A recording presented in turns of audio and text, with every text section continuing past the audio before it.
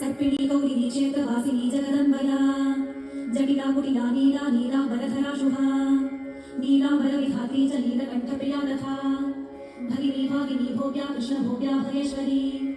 भगेश्वरी बलाराध्या कान्ता कान्तनितम्बिनी नितम्बिनी रूपवती युवती कृष्णपीवरी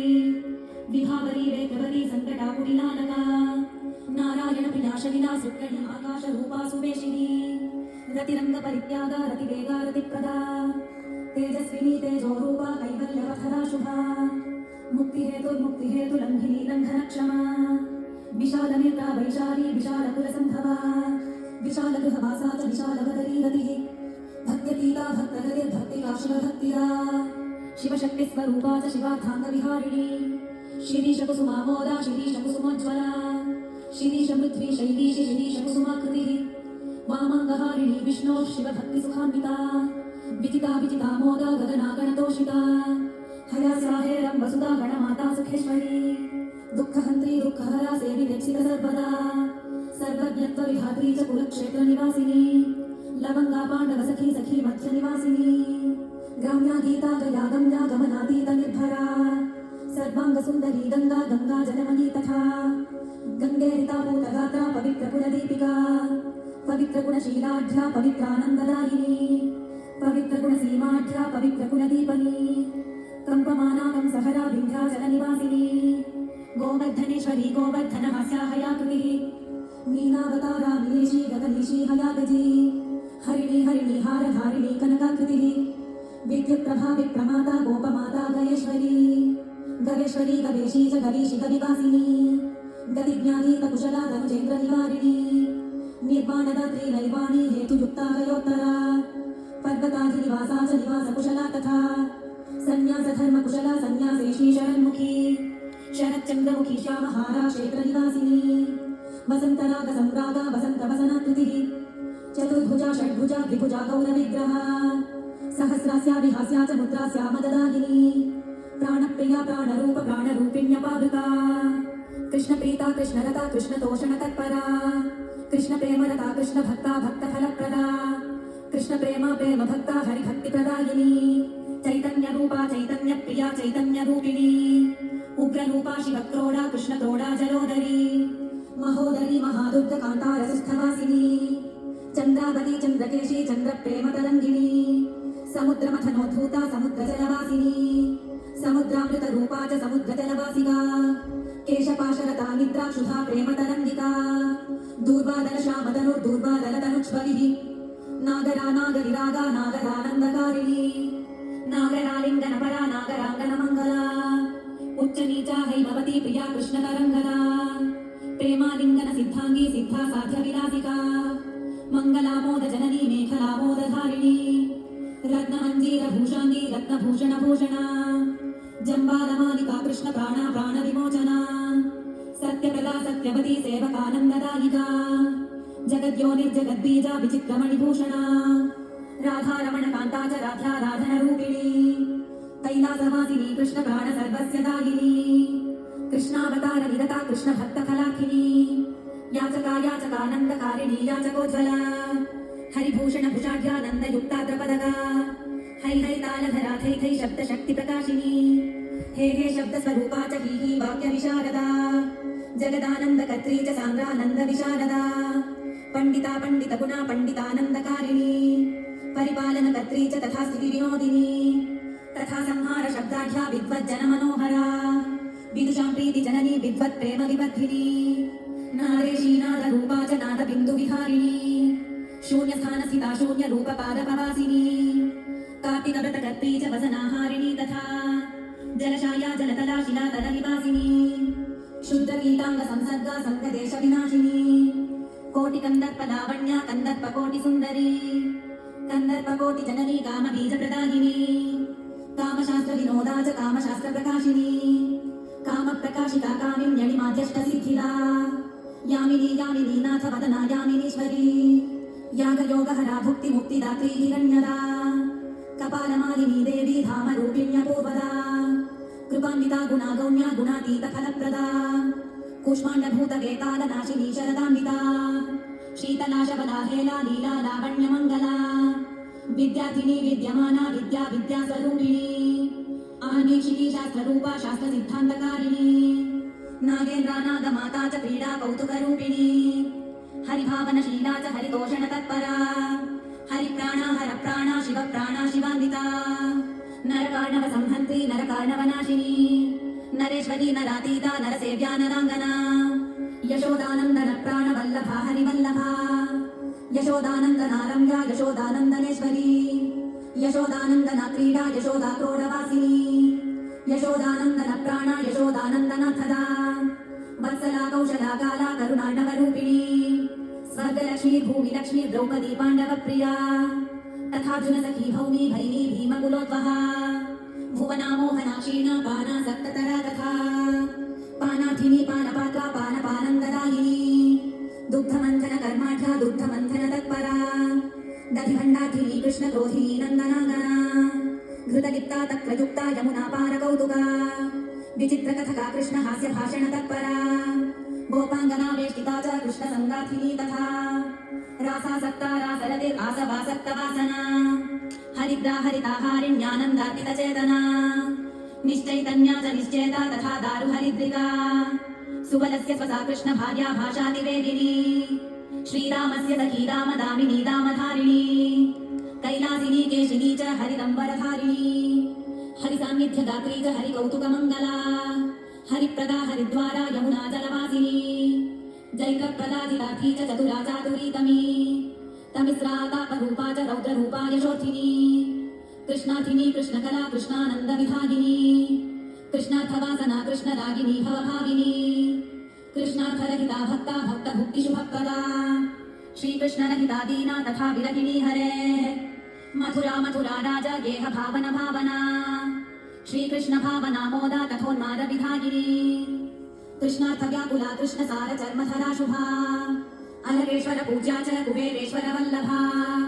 धनधान्य विधात्री च जाया काया हयाहयी प्रणवा प्रणवेशी च प्रणवार्थस्वरूपिणी ब्रह्म विष्णु शिवार्थाङ्गहारिणी शैव शिंशपा राक्षसी नाशिनी भूत प्रेत प्राणविनाशिनी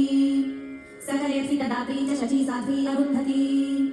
पतिव्रता पतिप्राणा पतिवाक्य विनोदिनी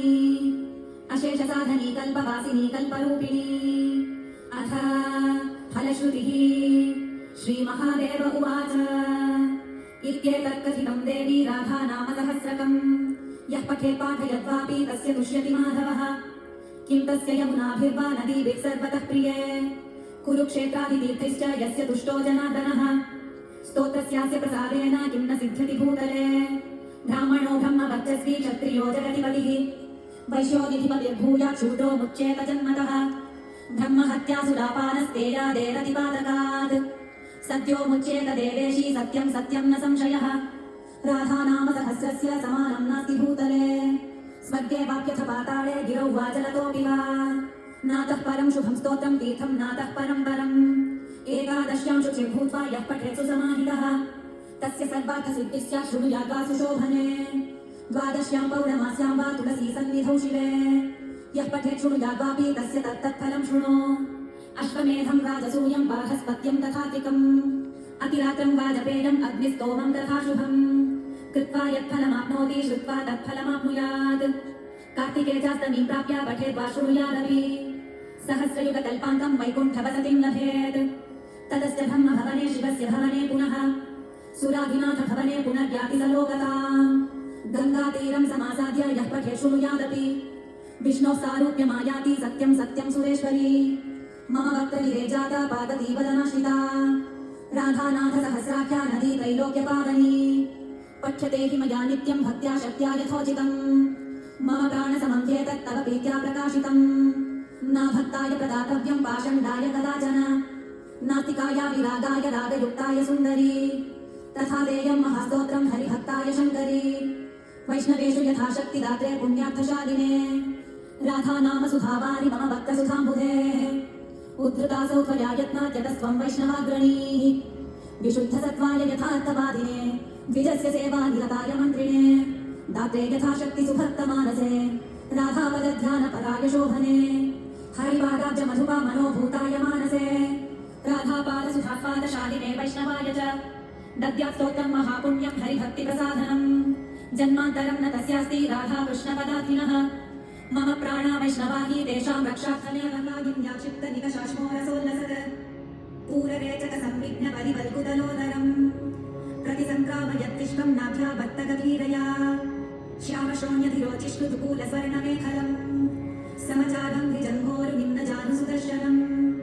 पदाशरपद्मपलाशरोचिषा नखद्युभिर्नोन्तरघं विधुम्वता प्रदर्शय श्रीयमपास्तसाधसम् पदं गुरो मार्गगुरुस्तमोजुषाम् एतद्रूपमनुध्येयमात्मशुद्धिमभीप्सताम् यद्भक्तियोगो भयदः स्वधर्ममनुतिष्ठताम् भवान् भक्तिमतालभ्यो दुर्लभः सर्वदेहिनाम्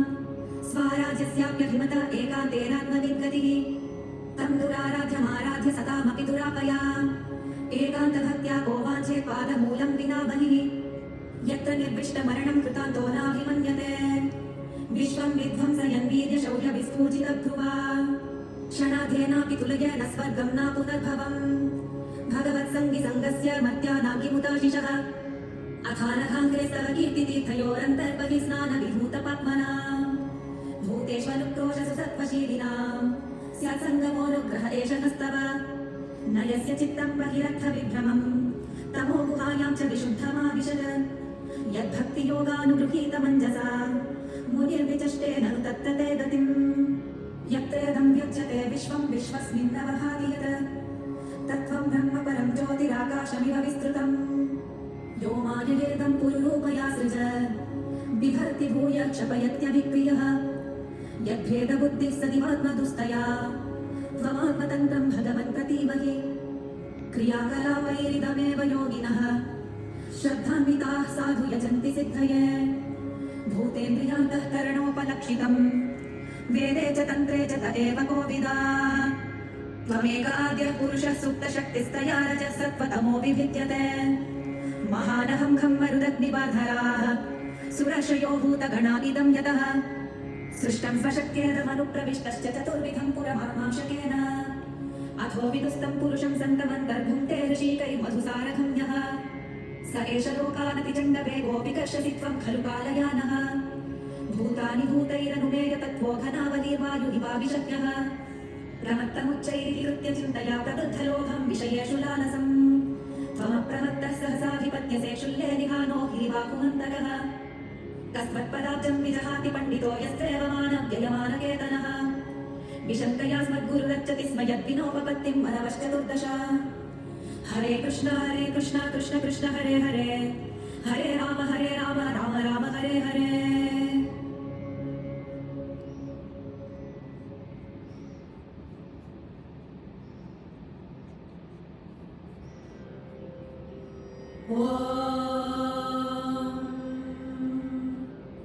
कौसल्या सुप्रजा रामपूर्वा सन्ध्या प्रवर्तते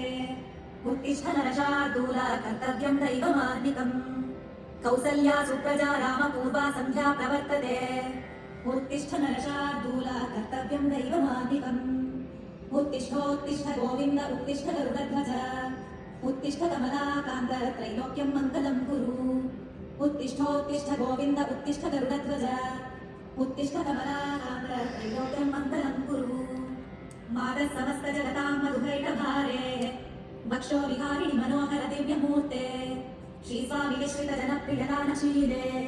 श्रीवेङ्कटेश दयिते तव सुप्रभातम् मादः समस्तजगतां मधुकैटभारे वक्षो विहारिणि मनोहर दिव्यमूर्ते श्रीस्वामि विश्रितजनप्रियदानशीले श्रीवेङ्कटेश दयिते तव सुप्रभातमरविन्दलोचने भवतु प्रसन्नमुखचन्द्रमण्डले गिरिशङ्करेन्द्रवनिताभिरर्चिते वृषशैलनाथदयिते दयानिधे अत्यादिसप्तर्षयः समुपास्य सन्ध्या आकाशसिन्धुरामः कल्पवृक्षाणां विरामः सकलापदाम् अभिरामस्त्रिलोकानां रामः श्रीमान् सनः प्रभुः तरुणौ रूपसम्पन्नौ सुकुमारौ महाबलौ पुण्डरीकविशालाक्षौ चीरकृष्णाजिनाम्बरौ फलमूलाशिनौ दान्तौ तापसौ ब्रह्मचारिणौ पुत्रौ दशरथस्यैतौ भ्रातरौ रामलक्ष्मणौ शरण्यौ सर्वसत्त्वानां श्रेष्ठौ सर्वधनुष्मताम् रक्षः कुलनिहन्तारौ त्रायेतां नो रघुत्तमौ आत्रसज्जधनुषा विशुस्पृशा वक्षयाशु गनिषङ्गसङ्गिनौ रक्षणाय मम राम लक्ष्मणा भद्रतः पथि सदैव गच्छताम् सन्नद्धः कवची खड्गी चापबाणहरो युवा गच्छन् मनोरथोऽस्माकं रामः पातु स लक्ष्मणः रामो दशरथिः शूरो लक्ष्मणानुचरो बली काकुत्स्थः पुरुषः पूर्णः कौसल्येयो रघुत्तमः वेदान्तवेद्यो यज्ञेशः पुराणपुरुषोत्तमः जानकी वल्लभः श्रीमान् अप्रमेय पराक्रमः इत्येतानि जपन् नित्यं मद्भक्तः श्रद्धयान्वितः अश्वमेधाधिकं पुण्यं सम्प्राप्नोति न संशयः रामं दुर्वादलश्यामं पद्माक्षं पीतवाससम् सुवन्दिनामभ्युद्दिव्यैः नते संसारिणो नरः रामं लक्ष्मणपूर्वजं रघुवरं सीतापतिं सुन्दरम् काकुत्स्थं करुणाणवं गुणनिधिं विप्रप्रियं धार्मिकम् राजेन्द्रं सत्यसन्धं दशरथतनयं श्यामलं शान्तमूर्तिम् वन्दे लोकाभिरामं रघुकुलतिलकं राघवं रावणारिम् रामाय रामभद्राय रामचन्द्राय वेधसे रघुनाथाय नाथाय सीतायाः पतये नमः श्रीराम राम रघुनन्दन राम राम श्रीराम विभावयसि हंसि जगत्ता समक्षमुभयत्र विचक्षन्ते त्वाम् योगेन वह्निनिबदारुषु नान्यतः स्यात् त्वं वायुरग्निरविनिर्वियदम्बुमात्रा प्राणेन्द्रियाणि हृदयं चिदनुग्रहश्च सर्वं त्वमेव सगुणो विगुणश्च भूमन् नान्यत्वदस्त्यपि मनोवचसा निरुक्तम् नैते गुणा न गुणिनो महदादयो ये सर्वे मनः प्रभृतयः सहदेवमत्या आद्यन्तवन्त उरुगाय विदन्ति हित्वावेवं विमृश्य सुधियो विरमन्ति शब्दात् तत्ते हत्तम नमस्तुति कर्म पूजा हरे कृष्ण कृष्ण कृष्ण हरे हरे हरे राम राम राम हरे हरे हरे कृष्ण कृष्ण कृष्ण हरे हरे हरे राम राम राम हरे हरे हरे कृष्ण कृष्ण कृष्ण हरे हरे हरे राम राम राम हरे हरे हरे कृष्ण कृष्ण कृष्ण हरे हरे हरे राम राम हरे हरे हरे कृष्ण कृष्ण कृष्ण हरे हरे हरे राम राम हरे हरे हरे कृष्ण कृष्ण कृष्ण हरे हरे हरे राम राम हरे हरे हरे कृष्ण कृष्ण कृष्ण हरे हरे हरे राम राम हरे हरे हरे कृष्ण कृष्ण कृष्ण हरे हरे हरे राम राम हरे हरे हरे कृष्ण कृष्ण कृष्ण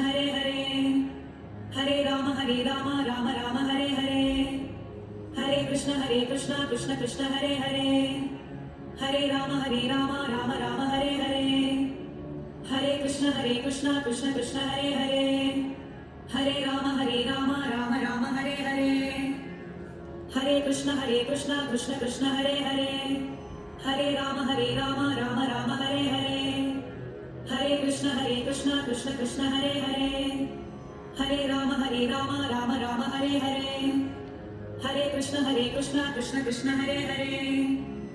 हरे हरे कृष्ण कृष्ण कृष्ण हरे हरे हरे राम राम हरे हरे हरे कृष्ण कृष्ण कृष्ण हरे हरे हरे राम राम हरे हरे हरे कृष्ण कृष्ण कृष्ण हरे हरे हरे राम राम हरे हरे हरे कृष्ण कृष्ण कृष्ण हरे हरे हरे राम राम हरे हरे हरे कृष्ण कृष्ण कृष्ण हरे हरे हरे राम राम हरे हरे हरे कृष्ण कृष्ण कृष्ण हरे हरे हरे राम राम हरे हरे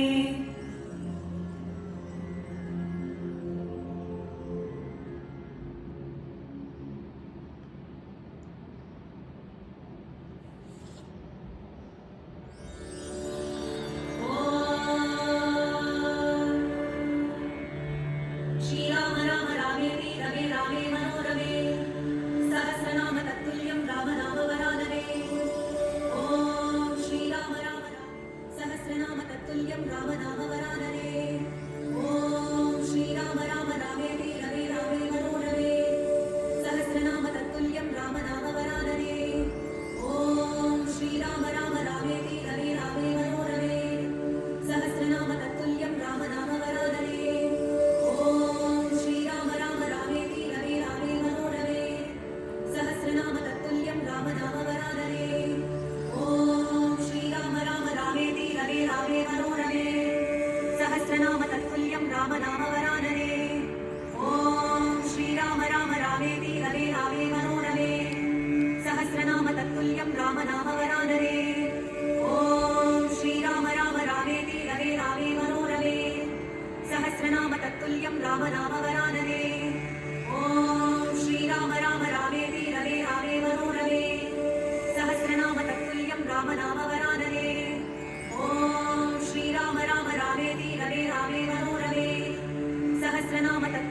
राम नाम